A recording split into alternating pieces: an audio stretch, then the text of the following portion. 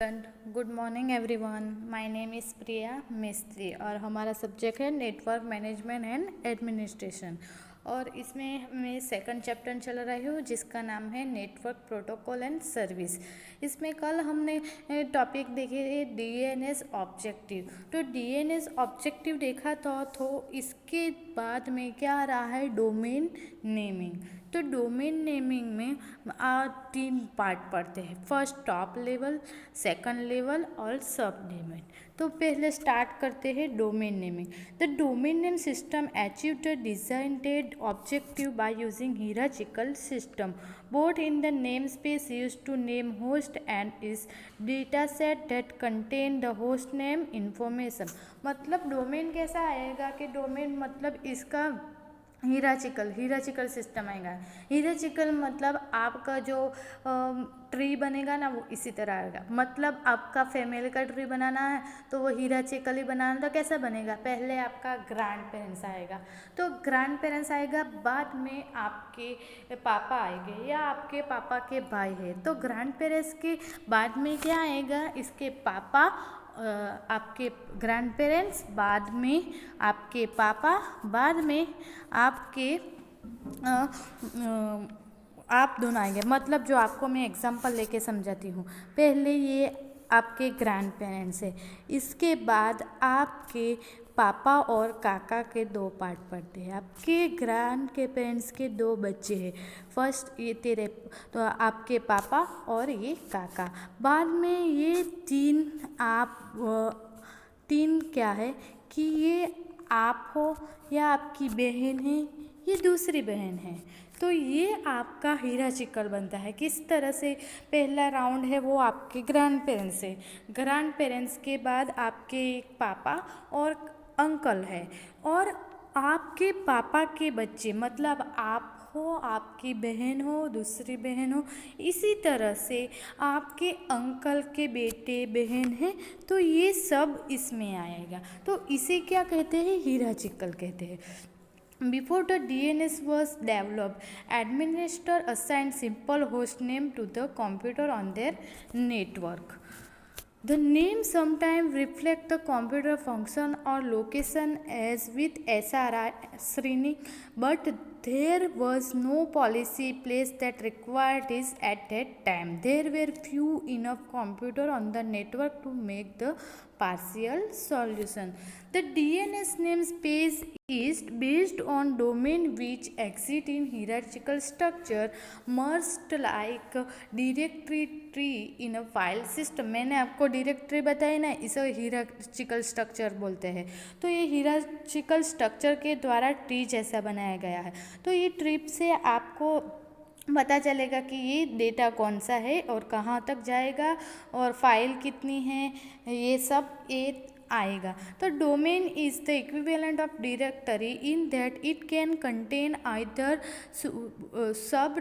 सब डोमेन और host forming a structure called DNS tree. मतलब आपका जो फाइल है, होस्ट है, से वो सब आपको स्ट्रक्चरली डिपेंडिंग बताया जाएगा।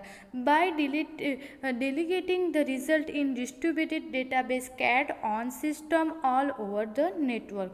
इसी तरह से आपका सभी का नेटवर्क पता चलेगा कि कौन सा नेटवर्क कौन यूज़ कर रहे हैं और किसके द्वारा ये नेटवर्क बनाया गया है।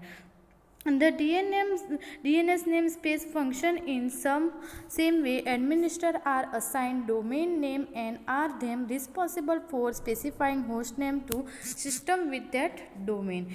Every computer on the internet is uniquely identified by DNS। मतलब DNS से पता चलता है कि आपका ये इंटरनेट कौन सा है, यूनिकली आइडेंटिफाई करता है। मतलब ये यूनिक है, मतलब ये अलग है, डिफरेंट है, तो ये डीएनएस के द्वारा पता चलता है।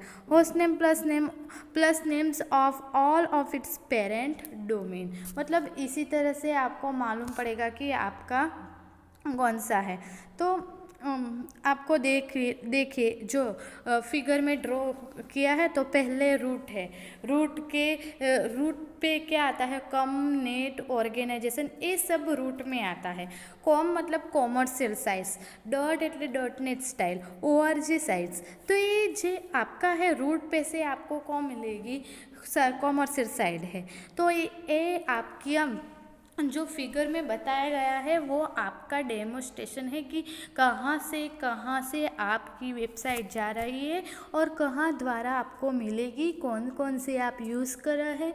तो ये पहले आपको रूट मिला है, मतलब आपकी एक वेबसाइट, आपका गूगल है ना, जो मैं एग्जांपल बताती हूँ। रूट मतलब आप डिसाइड करिए गूगल है, गूगल में आप सर्च कर रहे हो कॉमर्शियल्स पे, तो कॉमर्शियल्स पे सर्च किया है, बाद में जो दूसरा ब्लैंक स्क्वायर दिख रहा है मतलब आपने कुछ और सिलेक्ट किया है, तो इसे जो कहते हैं उसे क्या कहते हैं, सब डोमेन कहते हैं।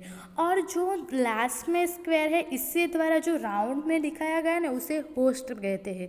तो ये आपका हिरार्चिकल स्ट्रक्चर है।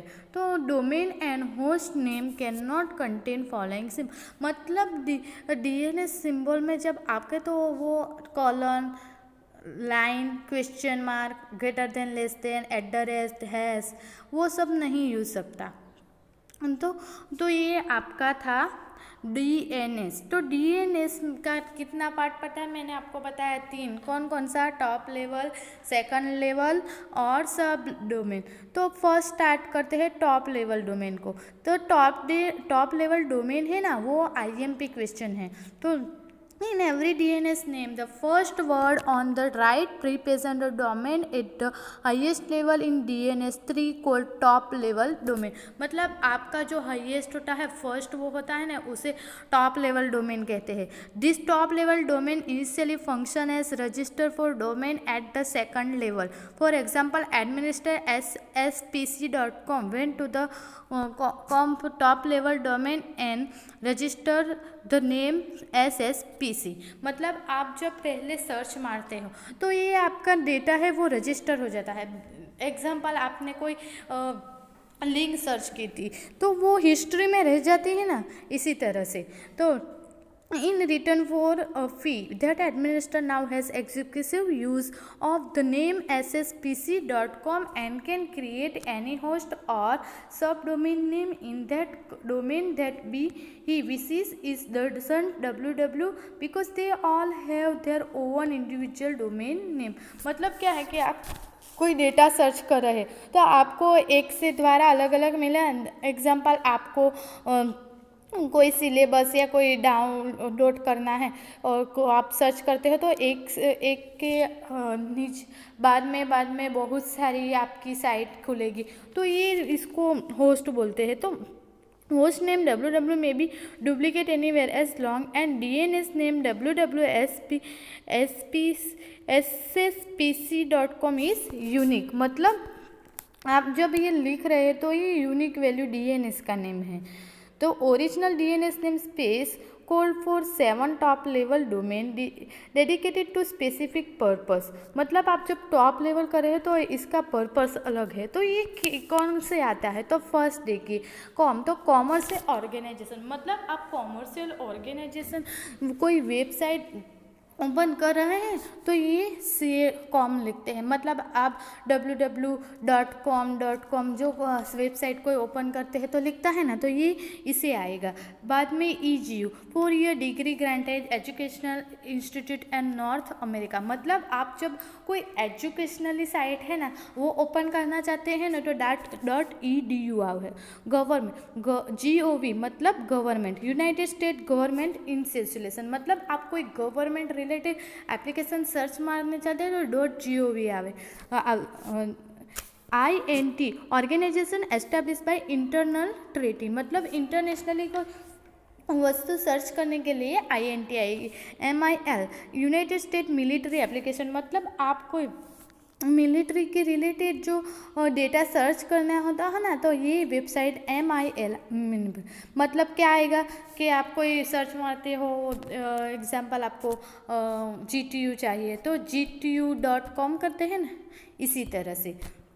नेटवर्किंग ऑर्गेनाइजेशन, नेटवर्क के जो नेटवर्क रिलेटेड जो सर्च होता है ना वो डॉट नेट लगाता है, और ORG नॉट कॉमर्शियल ऑर्गेनाइजेशन। तो ये सब टॉप लेवल में आएगा।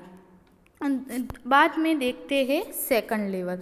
तो सेकंड लेवल डोमेन में क्या आता है? The register of the top level domain are responsible for registering second level domain name in return the subscription fee. As long organization continue pay the fee for the domain name, it has exclusive right to that name. The domain register maintain record that identify the owner of each second level contact. अब billing contact और technical contact, मतलब आपको second level में क्या आएगा, आपको कोई data और कोई साइट बनानी होगी तो ये डोमेन नेम रिलेटेड कुछ पे करना होगा। जे यूज़र रिलेटेड, मतलब आपको कोई बिलिंग माटेनी टेक्निकल, तो ऐसी जो आपकी साइट मिलेगी तो इसके लिए आपको फीस पे करनी पड़ेगी। तो registration must the IP address of 2 DNS server that function has the source for further information about the domain. This information is maintain by top level domain. मतलब आपकी जो टॉप लेवल की जो एप्लीकेशन या कोई साइट यूज़ होगी ना, इसके द्वारा आपको सेकंड लेवल का डोमेन मिलेगा। To host a second level domain, an organization must have to DNS server, or DNS server is a software program that run on a computer. DNS server नाम का programme software आता है, वो computer में run होता है। वो हमारे रिलेटेड नहीं है, वो डोमेन के रिलेटेड। आपको लगता है कि ये साइट माते सर्च हो जाता है, वो इजी नहीं है। इसके लिए हमें पहले से ही डेटा स्टोर करना पड़ता है। आप एक सर्च मारते हो, कितने सारे आंसर मिल जाते हैं, तो ये पहले से डेटा स्टोर होता है। तो इसीलिए ये साइट आप कोई सर्च मारते हो और आपको कोई डेटा मिल जाता है। DNS server products are available for all of the major network operating system. The DNS server do not have to be located on the registration network. Many companies outsource their internet server hosting costs and use this service provide DNS server. मतलब आप कोई network use करना चाहते हैं, लेना चाहते हैं, तो वो आपको आपकी सर्विस पे डिपेंड करेगा और आपको वो मिलेगा।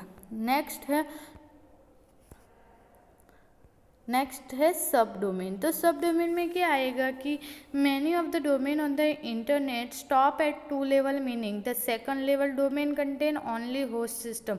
It is possible for the administrator of a second level domain to create a subdomain that from additional level। मतलब सब डोमेन में क्या आएगा, जो आपका टॉप लेवल और सेकंड लेवल में जो डेटा आया वो किसके द्वारा होगा, सब डोमेन द्वारा। मतलब सब डोमेन एडमिनिस्ट्रेटिव है, तो इसके डिपेंड पे टॉप लेवल और सेकंड लेवल होगा। जो टॉप लेवल और सेकंड लेवल के डेटा द्वारा आप सब डोमेन का डेटा यूज़ कर सकते, सर्च कर सकते हैं। The country code, the state code and the local city or country code, there is no limit on the number of level you can create within a domain except for those imposed by practically and 25 character maximum DNS name length। मतलब आपका जो code है, country code है, state code है, local city code है, country code, ये सब किसके द्वारा मिलेंगे, आपको सब डोमेन पे डिपेंड होगा, सब डोमेन द्वारा आपको मिलेगा। सब डोमेन क्या करता है, टॉप लेवल और सेकंड लेवल का सभी डेटा गेट करके वो सब डोमेन करता है। तो एक पे एक डिपेंड है। मतलब आपका डोमेन नेमिंग है टर्न लेयर में। फर्स्ट लेयर है टॉप लेयर, सेकंड लेयर और सब लेयर। जो टॉप लेवल में आता है वही सेकंड, टॉप लेवल और सेकंड लेवल में जो डेटा आता है उसे यूज़ करके सब डोमेन बनाया जाता है। तो the use of subdomain can make it easier to identify host on large network, but many organizations also use them to delegate domain maintenance to the DNS server for a top level domain contain the address for each second level domains authoritative server।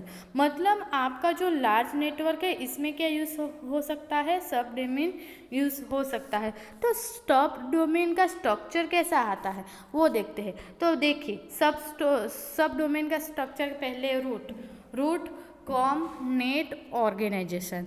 इसके depend पे SSC, EC, CE, मी, HR, LS वो सब data आता है। तो इसमें देखिए आप फर्स्ट कि आपका जो ये है इसे टॉप लेवल बोला जाएगा, ये सेकंड लेवल और ये सब डोमेन। तो इसके आधार पे ये है और इसके डिपेंडेंट ये है। आपको पता चल रहा है?